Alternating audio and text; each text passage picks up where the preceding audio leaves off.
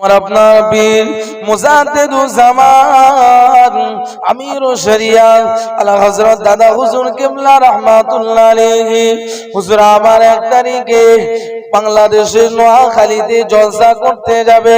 হুজুর আমার ফুরফুরা শরীফ থেকে জলসার উদ্দেশ্যে রওনা দিয়েছেন। বাবা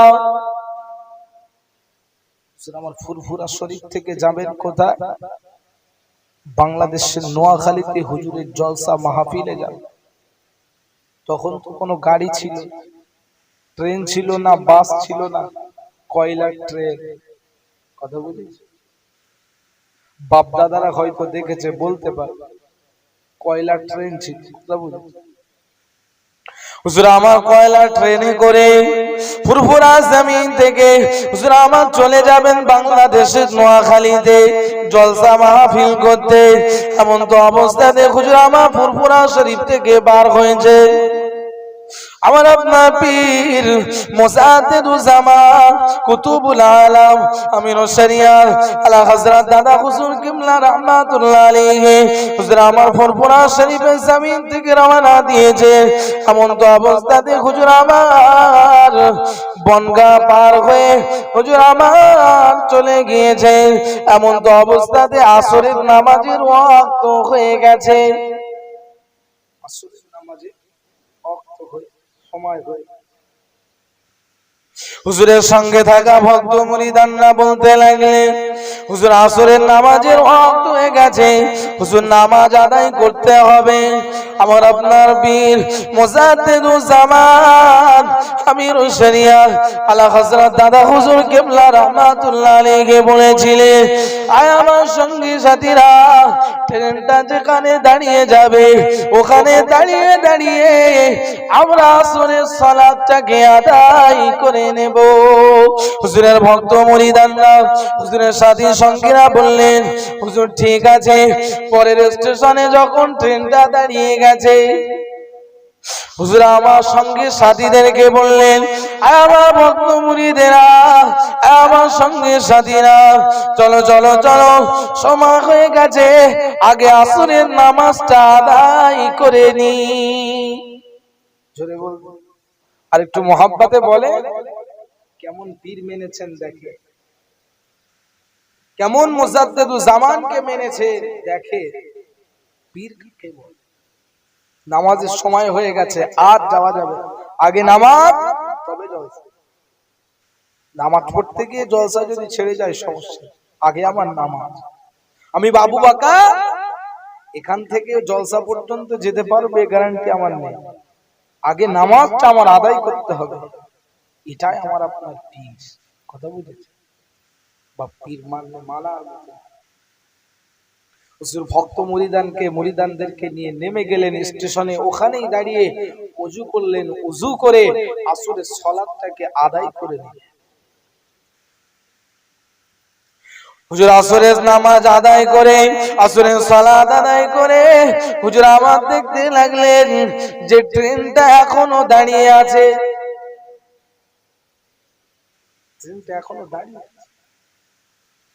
ভক্ত মুরিদগুলো হুজুরকে বলতে, হুজুর আমরা এখানে শুধু নামাজ পড়ছি বলে কি ট্রেনটা দাঁড়িয়ে আছে?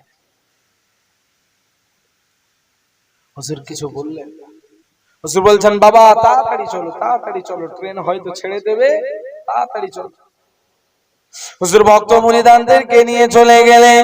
ট্রেনে যখন উঠতে শুরু করলেন, ওই ট্রেনের মধ্যে আরো গায়ের কওমি মানুষেরা ছিল, হিন্দু, খ্রিস্টান, জৈন, তারা আরো অনেক ধর্মের মানুষ ছিল। হুজুরকে লক্ষ্য করে বললেন, হুজুর এ মৌলভী সাহেব, আপনি এই ট্রেনে উঠছেন, এই ট্রেনটা তো খারাপ হয়ে গেছে, আর চলছে না। এত তাড়াতাড়ি করার দরকার নেই, আপনারা ধীরে সুস্থে উঠুন, আপনারা আস্তে আস্তে উঠুন, ট্রেনটা খারাপ হয়ে গেছে, ট্রেনটা চলছে না। আর চলছে না, আস্তে আস্তে উঠুন, তাড়াহুড়ো করার দরকার নেই। ট্রেন যদি খারাপ হয়ে যায় ওখানেই তো দাঁড়িয়ে থাকবে, ঠিক না? যে আমার আপনার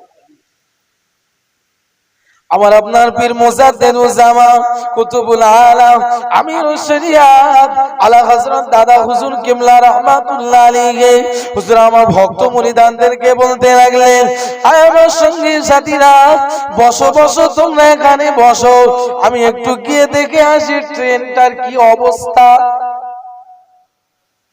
সঙ্গী সাথীদেরকে তোমরা এখানে বসো। হুজুর কোথায় যাচ্ছেন? হুজুর একটু কি অবস্থা আছে ট্রেনটার, কেন চলছে না, একটু দেখে আসি। কথা বলতে আমার আপনার পীর হুজুরের এত মনে দয়া, হুজুর চলে গেলেন। হুজুর ওই ট্রেনের ড্রাইভারের ওখানে চলে গেলেন, গিয়ে ড্রাইভার সাহেবকে জিজ্ঞাসা করতে লাগলেন, ও বাবা ড্রাইভার সাহেব, ট্রেন কেন চলছে না বাবা, কি হয়েছে? হুজুর কথাটা বললেন, আর ট্রেনের যে চালক ছিল মৌলী সাহেব রাগ রাগ কথা, কি বুঝবে মৌলী সাহেবরা, কি বোঝে? মৌলী সাহেবদের মাথায় কিছু আছে, কি করবে মৌলী সাহেব? এখানে মেকানিকের দরকার, ইঞ্জিনিয়ারের দরকার, তবে তো বুঝতে পারবে ট্রেনটার কি অবস্থা। মৌলী সাহেব কি বুঝবে? আমার আপনার পীর নরম দিলের মানুষ মুজাদ্দিদুজ্জামান ওই সময় বলেছিলেন, আয় বাবা, বলো না তোমার ট্রেনের কি অসুবিধা হচ্ছে। হুজুর আমার যখন এই কথা বলেছিলেন, ওই ট্রেন চালক বলেছিলেন, এ বাবা মৌলী সাহেব, আমার ট্রেনটা চলছে না। হুজুর আমার বলেছিলেন, এ বাবা, একটু বিসমিল্লাহ বলে আমি ফু দিয়ে দিচ্ছি, তুমি ট্রেনটা চালিয়ে দেখো, ট্রেনটা আবার আগের মতো চলবে। কথা বুঝতে পারছেন? এই কথা বোঝা যাচ্ছে? আমার আপনার কি মুজাদ্দিদুজ্জামান দাদা হুজুর কিবলা রাহমাতুল্লাহ হুজুর, বাবা আমি একটু ফু দিয়ে দিচ্ছি, তুমি ট্রেনটা চালিয়ে দেখো, আবার যেমন চলছিল পুনরায় আবার তেমন চলতে শুরু করবে। জোরে একটু মহব্বতে বলেন সুবহানাল্লাহ। কেমন আর ট্রেনের চালক বলছে, মাথা গেছে, এতক্ষণ ধরে এখানে দাঁড়িয়ে আছি, ট্রেনটা চলছে না, খারাপ হয়ে গেছে। মৌলী সাহেব কি বলে, কি বলছে মৌলী সাহেব? একটা রাগ রাগ ভাব। মৌলী সাহেব কি বলছে? ট্রেনটা আবার আগের মতো চলে যাবে। ওই সময় আমার আপনার পীর মুজাদ্দিদুজ্জামান দাদা হুজুর কিবলা রাহমাতুল্লাহ আলাইহি বলেছিলেন, আয় বাবা ছেলে, আমি আবু বকর তোমার ট্রেনে ফু দিয়ে দিলাম বাবা, আমি আবু বকর তোমার ট্রেনে ফু দিয়ে দিলাম বাবা, ট্রেনটা তুমি চালিয়ে দেখো, আমার আল্লাহ পাক যদি চায় এই ট্রেনটা আবার আগের মতো চলতে শুরু করে দেবে। ওই ট্রেন চালক তখন আমার আপনার পীর মুজাদ্দিদুজ্জামান দাদা হুজুর পীর কিবলা রাহমাতুল্লাহ আলাইহি হুজুর এই কথাটা শোনার সঙ্গে সঙ্গে তিনি ভাবতে লাগলেন, এই বৃদ্ধ মানুষটা যখন একই কথা বারবার বলছে, দেখি না আমার আপনার পীর মুজাদ্দিদুজ্জামান দাদা হুজুর কিবলা রাহমাতুল্লাহ আলাইহি বিসমিল্লাহ বলে ফু দিয়ে দিলেন, আর ওই ট্রেন চালক আবার পুনরায় ট্রেন চালাতে শুরু করলেন। এ নওজওয়ানেরা, যুবকেরা, কেমন পীরকে আমি আপনি মেনেছি, কেমন পীর দেখেন। আমার আপনার পীর যখন ওই ট্রেনটাতে ফু দিয়ে দিয়েছে, ট্রেনটা আবার আগের মতো পুনরায় চলতে শুরু করে দিয়েছে। আরো মুহাব্বতে বলেন সুবহানাল্লাহ। কেমন পীর আমার আপনার পীর দাদা হুজুর কিবলা রাহমাতুল্লাহ আলাইহি হুজুর নোয়াখালীতে চলে গেছে জলসা। কথা বলুন, একজন অন্ধ ছেলে মাকে বলছেন, মা, আম্মা যা, আজকে শুনেছি ফুরফুরা জমিন থেকে আবু বকর সিদ্দিক আসবে আমাদের গ্রামে ওয়াজ নসিহত করতে, আম্মা জান আপনি আমাকে একটু নিয়ে যাবেন। এ নওজওয়ানেরা, তরুণেরা, এ নবী পাকের উম্মত উম্মতিরা, একটু কানটা খাড়া করে শুনে রাখো বাবা। আমার আপনার পীর মুজাদ্দিদুজ্জামান দাদা হুজুর কিবলা রাহমাতুল্লাহ আলাইহি হুজুর আমার বাংলাদেশের নোয়াখালীতে জলসা করতে গিয়েছে। একটা অন্ধ ছেলে মাকে যখন কথাটা বলেছে, মা জননী তখন বলতে লেগেছে, আয় আমার কলিজার টুকরা, তুমি আবু বকরকে কি দেখতে পাবে? তুমি তো জন্ম থেকেই তোমার চোখ দুটো অন্ধ হয়ে আছে। চোখ দুটো তো বাবা অন্ধ, তুমি যখন জন্ম নিয়েছো, দুনিয়াতে ভূমিষ্ঠ হয়েছো, তখন থেকেই তোমার চোখ দুটো অন্ধ। বাবা তুমি কি করে দেখবে আবু বকরকে? বাচ্চা মাকে বলছেন, আম্মা জান আপনি একটাবার নিয়ে চলুন, আমি আবু বকরকে না দেখলেও আবু বকর তো আমাকে দেখতে পাবে। জোরে বল।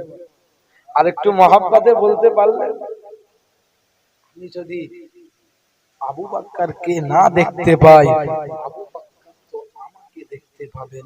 এতটা বিশ্বাস, এতটা ভালোবাসা, এতটা মহাব্বত ওই বাচ্চাটার মনে আমার আল্লাহ দিয়ে দিয়েছেন। জোরে বল।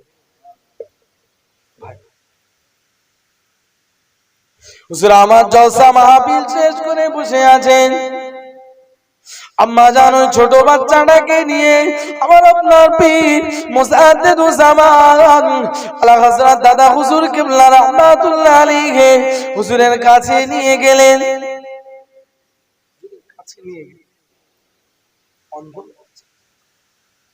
হুজুরকে গিয়ে বলছেন, হুজুর আপনার দেখবো বড় ইচ্ছা। হুজুর আপনি ফুরফুরার পীর, হুজুর আপনি বাংলা আসামের পীর, হুজুর কে শুনেছি আপনার কথা, হুজুর আপনাকে কোনোদিন দেখি, হুজুর আপনার দেখার বড় ইচ্ছা, হুজুর আপনাকে কি একটু দেখতে পাবো? আমার আপনার পীর মুজাদ্দিদুজ্জামান দাদা পীর সাহেব কেবলা বলেছিলেন, এ বাবা ছেলে, তুমি তো জন্ম থেকে অন্ধ বাবা। ছেলেটা বললেন, হুজুর জি হ্যাঁ, জন্ম থেকে অন্ধ হুজুর, তবে আপনার দেখার বড় শখ। আমার আপনার পীর মুজাদ্দিদুজ্জামান দাদা পীর সাহেব কেবলা এসব আল্লাহ পাকের শাহী দরবারে দুটো হাত তুলে রোনাসানি করেছিলেন, ও রব্বুল আলামিন আল্লাহ পাক, ও রব্বুল আলামিন আল্লাহ পাক, আল্লাহ পাক আপনি আমাকে যেমন ভাবে সৃষ্টি করেছেন, আয় আল্লাহ এই বাচ্চাটাকে তো আপনি তেমনই সৃষ্টি করেছেন। আল্লাহ পাক রব্বুল আলামিন, ও রব্বুল আলামিন আল্লাহ, এই বাচ্চাটার মনে বড় ইচ্ছা, মনে বড় আশা, আমি আবু বকরকে একটু দেখবে। ও রব্বুল আলামিন আল্লাহ, কিন্তু আপনার সিদ্ধান্ত চূড়ান্ত। আল্লাহ পাক আপনি জন্ম থেকেই তো বাচ্চাটাকে অন্ধ করে রেখেছেন। আল্লাহ পাক রব্বুল আলামিনের শাহী দরবারে আমার আপনার পীর মুজাদ্দিদুজ্জামান দাদা পীর সাহেব কেবলা এই দোয়াটা যখন করলেন, আমার আল্লাহ পাক রব্বুল আলামিন গায়বী আওয়াজ দিয়ে আবু বকরকে জানিয়ে দিলেন, আবু বকর তোমার থুতুটা একটু লাগিয়ে দাও, তোমার থুতুটা একটু ওই বাচ্চাটার চোখের উপরে লাগিয়ে দাও। এ নওজওয়ানেরা, যুবকেরা, কেমন পীর মেরেছেন দেখেন। আমার আপনার পীর মুজাদ্দিদুজ্জামান দাদা পীর সাহেব কেবলা নিজের গালে থুতু মুবারকটাকে নিয়ে, থুতুটাকে নিয়ে ওই বাচ্চাটার চোখের মধ্যে লাগিয়ে দিলেন, চোখের উপরে চেইনা লাগিয়ে দিলেন। আমার আল্লাহ পাক রব্বুল আলামিনের কুদরতি ক্ষমতাতে ওই বাচ্চার চোখ দুটো ভালো হয়ে গিয়েছিল। ওই বাচ্চাটা তখন আম্মা জানকে বলেছিলে, আমার আম্মা জান দেখো না, দেখো না, তুমি তো আজকে আমাকে নিয়ে আসতে চাইছিলে না, আজকে দিনেতে আমার আল্লাহ পাক আমার মনের আশাটা পূরণ করে দিয়েছে। ফুরফুরার পীর আবু বকরকে আমি আজকে দিনেতে নিজে চোখে দেখে নিয়েছি। আরো জোরে বলেন সুবহানাল্লাহ। হুজুরকে আমি দেখে নিয়েছি, আপনি তো আমাকে নিয়ে আসতে চাইছিলেন না। আম্মা জান আল্লাহ পাক আমার দৃষ্টিটা ফিরিয়ে দিয়েছেন, আমি ফুরফুরার পীর আবু বকরকে দেখে নিয়েছি। জওয়ানেরা, তরুণেরা, আয় আমার নবী পাকের উম্মত উম্মতিরা, তাই আমি আপনাদেরকে শুনিয়ে দিয়ে যাই, আল্লাহ নবী আমার এক তারিখে আবু বকরকে ডেকে বলেছিলেন, আয় আমার আবু বকর, মক্কায় আর থাকবো না, মক্কায় আর থাকবো না, মক্কা থেকে মদিনায় চলে যাব। কাফেরদের অত্যাচার, কাফেরদের জুলুম আমি আর সহ্য করতে পারি না। আল্লাহ নবী আমার আবু বকরকে ডেকে কথাটা বলেছিলেন। ওই কথাটা বলা 6 মাস পরে গভীর রজনীতে আল্লাহ নবী আমার আবু বকরের দরজার সামনে হাজির হয়ে গেলেন। আবু বকরের দরজার সামনে হাজির হয়ে আবু বকরকে ডাক দিয়ে বললেন, আবু বকর। আবু বকরের ঘরের সামনে রাসূলুল্লাহ ওই কথাটা বলা 6 মাস পরে রাসূল আবু বকরকে ডেকে বললেন, মক্কায় আর থাকবো না, মদিনায় চলে যাব, তবে যেদিনে যাব ওই দিন আমার সঙ্গের সাথে কেউ হবে না, আমার সঙ্গের সাথে হবে আমার আবু বকর। হযরত আবু বকর তৈরি, প্রস্তুত হয়ে দাঁড়িয়ে আছে। ওই কথাটা বলা 6 মাস পরে গভীর রজনীতে আল্লাহ নবী আবু বকরকে ডাক দিয়ে বললেন, আয় আমার আবু বকর। আবু বকরের কথাটা বলার সঙ্গে সঙ্গে হযরত আবু বকরের ঘরের দরজাটা কারেন্টের মতো খুলে গেছে। কারেন্টের মতো খুলে কথা বলছি। হযরত আবু বকরকে বলতে লাগলেন, আয় আমার আবু বকর, আমি যে তোমাকে ডাক দিলাম, তোমার ঘরের দরজাটা যেই সেই খুলে গেল। আবু বকর, তুমি কি রাতের বেলা কি ঘুমাওনি? প্রশ্ন করছেন, আবু বকর রাতের বেলা কি ঘুমাওনি? আবু বকর ডাকলে আমার দরজাটা খুলে। ওই সময় আবু বকর রাদিয়াল্লাহু তাআলা আনহু বলেছিলেন, ইয়া রাসূলুল্লাহ, ইয়া হাবিবাল্লাহ, হুজুর, হুজুর আপনি এই কথাটা বলেছিলেন আজ থেকে 6 মাস পূর্বে। হুজুর ওই দিন থেকে নিয়ে আমি আবু বকর রাতের বেলা ঘুমকে হারাম করে দিয়েছি। হুজুর রাতের বেলা ঘুমকে হারাম করে দিয়েছি। হুজুর রাতের বেলা আমার পিঠটাকে বিছানায় লাগাই না, হুজুর আমার মাথাটাকে বালিশে লাগাই না। হুজুর আমি রাতের বেলা দরজায় পিঠটা লাগিয়ে দাঁড়িয়ে থাকি, না জানি আমার নবী কখন এসে আবু বকর বলে ডাকবেন। আমি আবু বকর ঘুমের মধ্যে ঘুমিয়ে যাব, আমার রাসূলের সঙ্গে বেয়াদবি হয়ে যাবে, আমার রাসূল কষ্ট পাবে। না না না, ইয়া রাসূলুল্লাহ, ইয়া হাবিবাল্লাহ, হুজুর ওই দিন থেকে আমি আবু বকর রাতের বেলায় দরজায় পিঠটা লাগিয়ে দাঁড়িয়ে থাকি। হুজুর আপনি একবার এসে ডেকেছেন, ডাকার সঙ্গে সঙ্গে আমি আবু বকর ঘরের দরজাটা খুলে দিয়েছি। আর একটু জোরে বলেন সুবহানাল্লাহ। রাসূলের প্রেম, রাসূলের ভালোবাসা, রাসূলের মহব্বত তাদের অন্তরে কতটা ছিল। রাসূল বলেছেন 6 মাস পূর্বে আবু বকর থাকবো, কাফেরদের অত্যাচার আমি রাসূলুল্লাহ সহ্য করতে পারছি না, হয়তো হিজরত করতে হবে, মক্কা ছাড়তে হবে। 6 মাস পূর্বে রাতের বেলা গভীর রজনীতে আবু বকরকে ডাকলেন। আবু বকর সঙ্গে সঙ্গে লব্বাইকা ইয়া রাসূল, ইয়া হাবিবাল্লাহ, হুজুর আমি তৈরি। আল্লাহ নবী আবু বকরকে সঙ্গে নিয়ে হুজুর আমার চলতে লাগলেন। পথের মধ্যে যখন যায়, হযরত আবু বকর একবার সামনে যায়, একবার পিছনে আসে, একবার ডাইনে যায়, একবার বামে যায়।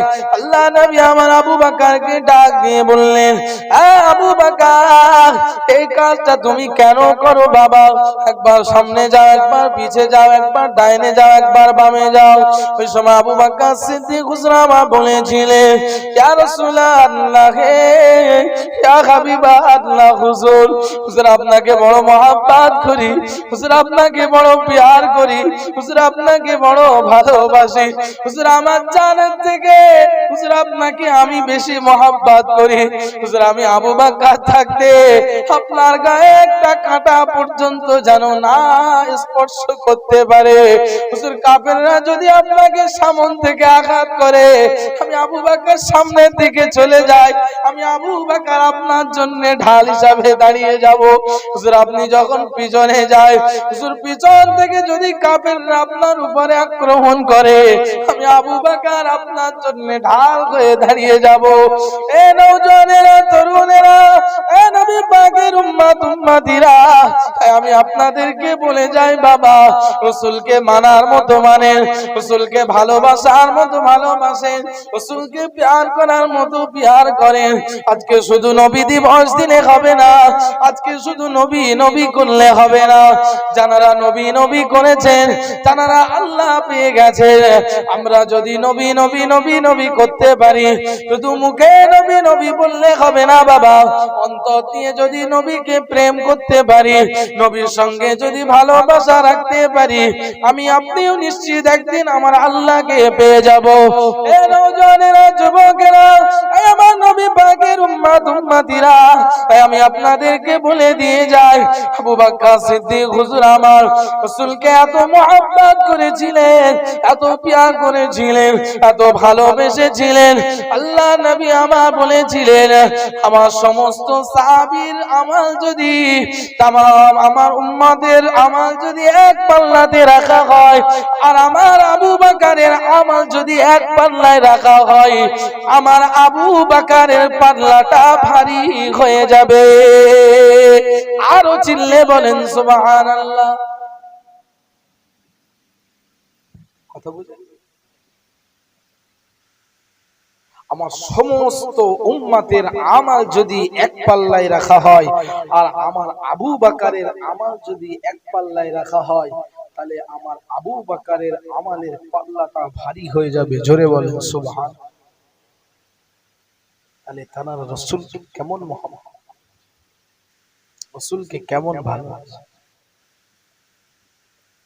যে তারা মানার মতো মেনেছেন, যেমন ভাবে মানতে হয় তেমন ভাবে মেনেছে। আজকে আমরা মানতে পারি না, রাসূলকে মানতে পারি না, শুধু আমরা মুখে মুখে নবী নবী করি, কিন্তু আমরা কাজে নবীকে দেখাই না। মুসলমান ঘরের ছেলেরা, এ নবীর উম্মত উম্মতিরা, আমি আপনাদেরকে শুনিয়ে দিয়ে যাই, আপনার আল্লাহ পাকের নবী স্বামী হযরত আবু বকর হুজুর আমার গুহার মধ্যে যখন গিয়েছিলেন, গুহার মধ্যে গিয়ে হযরত আবু বকর রাদিয়াল্লাহু তাআলা আনহুকে বললেন, হে আবু বকর, তোমার উরুর উপরে মাথাটা আমি একটু রেখে একটু পান্দরাচ্ছন্ন হয়ে যায়, একটু আরাম করে নি। হুজুর আমার দেখলেন পাহাড়ি গর্ত, পাহাড়ের মধ্যে, পাহাড়ের গুহার মধ্যে ছোট ছোট গর্ত রয়েছে। হযরত আবু বকর সিদ্দিক হুজুর আমার গায়ের কাপড়টাকে খুলে নিয়ে ছিঁড়ে ছিঁড়ে ছিঁড়ে ছিঁড়ে ওই পাহাড়ের গর্তটাকে বুঝিয়ে দিয়েছিলেন, কিন্তু শেষে দেখতে পাওয়া গেল এমন একটা গর্ত রয়েছে, আর কোনো কাপড় নেই যে ওই গর্তটাকে বুঝিয়ে দেবে। হযরত আবু বকর সিদ্দিক রাদিয়াল্লাহু তাআলা আনহু হুজুর আমার পা দিয়ে ওই গর্তটা চেপে রেখেছেন, না জানি কোন বিষধর সাপ এসে আমার রাসূলকে যেন আক্রমণ না করতে পারে, আমার রাসূলের উপরে যেন কোনো আক্রমণ না করতে পারে। এমন তো অবস্থাতে ওই বিষধর সাপ গর্ত থেকে পার হওয়ার অনেক চেষ্টা করতে লেগেছে। শেষমেশ হুজুর আর হুজুরের পায়, আবু বকর হুজুরের পায় কামড়ে নিয়েছেন, দংশন করে নিয়েছেন। বিষের এত জ্বালা আবু বকর হুজুরের শরীরটা সবুজ হয়ে গিয়েছেন বাবা। হুজুরের চোখ দিয়ে টপ টপ টপ টপ করে পানি ঝরতে লেগেছে। হুজুরের চোখ দিয়ে যখন পানিগুলো টপ টপ টপ টপ করে পড়তে লেগেছে, হুজুর আমার যখন টপ টপ করে পানি পড়তে লেগেছে, আল্লাহ নবীর ঘুমটা ভেঙে গিয়েছে।